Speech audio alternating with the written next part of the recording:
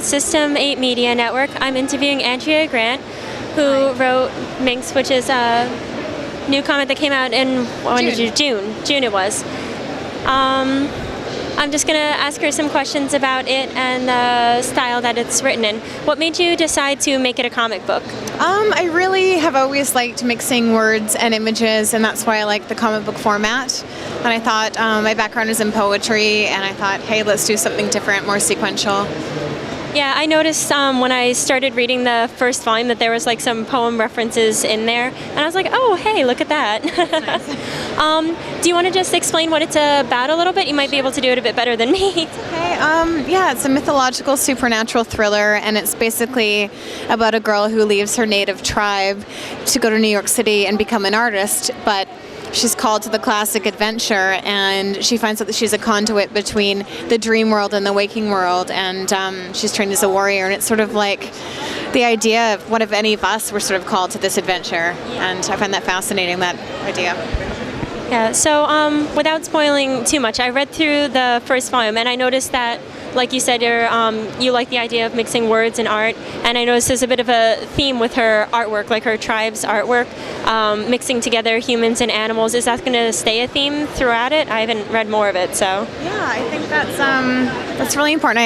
I mean, I'm half native, and it's the idea of animal spirits and kind of like the connection between all people and animals, and I think I always wanted a character who had a pack of wolves. It's kind of like her talisman, and so that's what I've done with her. Yeah, it seems that like she doesn't really have that good of a relationship with her family, but let's see.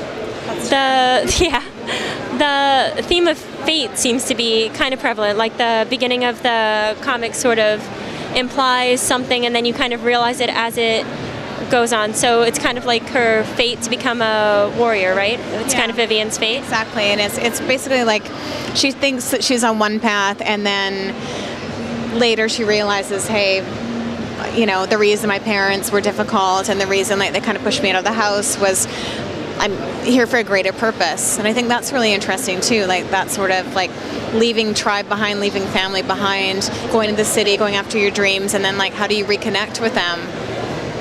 And then after she wakes up from her coma, I noticed that she starts getting back into her art a lot more. Like it started out, she was just basically kind of like going to work and doing stuff, but once she wakes up, she's actually doing art exhibits as best she can through Liam's connections, I think it is.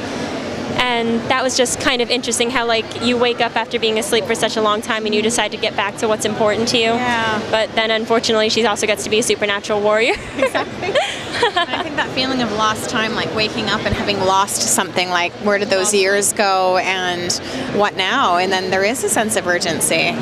Yeah, just you want to get back in touch with what was important with you, with what you wanted to do.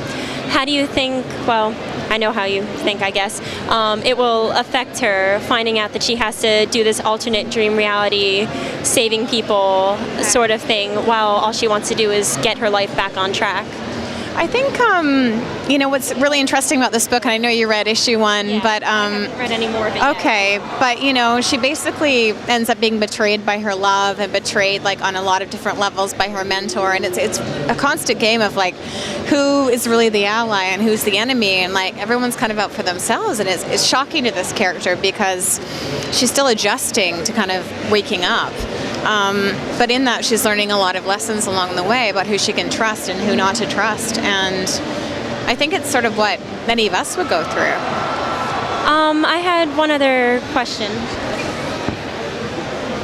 I like the questions are written out. She really thought about this. I really did think about it because I really was interested. I appreciate that. Your theme of like humans and animals mixed not just in the art, but the monsters that she fights in the dream world, are they going to be animalistic in nature, do you think? Like resembling specific animals or just kind of like monsters on their own? I like to think the monsters are from the nightmare world, and they actually work for Ares, god of war, which you didn't get to read that part either yet. That's okay. I think you have to get to now. But I think that every character, when I'm designing the characters, they all kind of have an animal spirit, whether it shows up or not. Like the Empress has a cat in my mind, and we've not seen her with a cat, but maybe the cats will come out like in the next book. Or we've got Ptolemy with his ravens and sort of like what they symbolize in terms of death and rebirth. Yeah, so I really want to keep that flowing through. So like Ares, that's Greek. It took me a moment.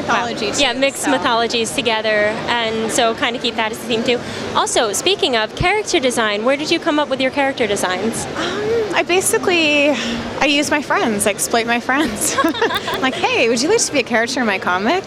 And some of them, I think they all kind of love it. Sometimes there's a little bit of reluctancy, and then they're like, all right, you can use me as a character.